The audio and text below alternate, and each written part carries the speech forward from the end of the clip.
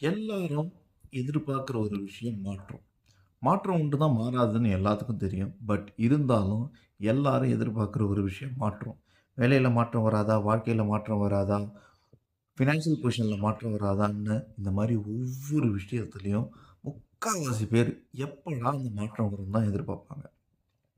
ஜோதிட ரீதியா இந்த மாற்றத்த எப்படி கண்டுபிடிக்கிறது? அப்படின்னு எனக்கு தெரிஞ்ச ஒரு சின்ன டிப்ப தான் நான் உங்களுக்கு சொல்லப் போறேன்.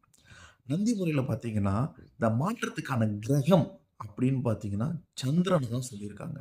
அப்போ சந்திரன் தான் மாற்றத்துக்கான காரகம் அப்படின்னு சொல்லியிருக்காங்க. ஜோதிடர்களுக்கு பொதுவா ஏன் சந்திரன் மாற்றத்துக்கான காரகம் தெரியும். ஆனா, உங்களுக்கு ஏன் சந்திரன் மாற்றத்துக்கான காரகம் அப்படின்னு சொல்லியிருக்காங்கன்னு தெரிஞ்சா கமெண்ட்ல பதிவிடுங்க.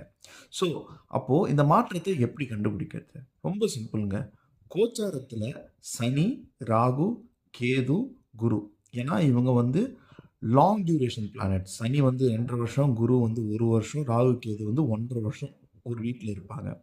அப்போ இந்த 4 கிரகங்கள் கோச்சாரத்துல ஜனன சந்திரனை எப்பல்லாம் தொடுதோ, இல்ல ஜனன சந்திரனை எப்பல்லாம் பாக்குதோ, அப்பல்லாம் உங்க வாழ்க்கையில ஒரு மாற்றத்த நீங்க எதிர்பார்க்கலாம். உதாரணத்துக்கு சனி சந்திரன தொடும்போது, வேலையில ஒரு மாற்றம், இல்ல வேலை வந்து வேலைக்காக பிரயாணம் பண்றது, வேலைக்காக இல்ல வேற ஊருக்கு போறது, இந்த மாரி மாற்றங்கள்லாம் ஏற்படும்.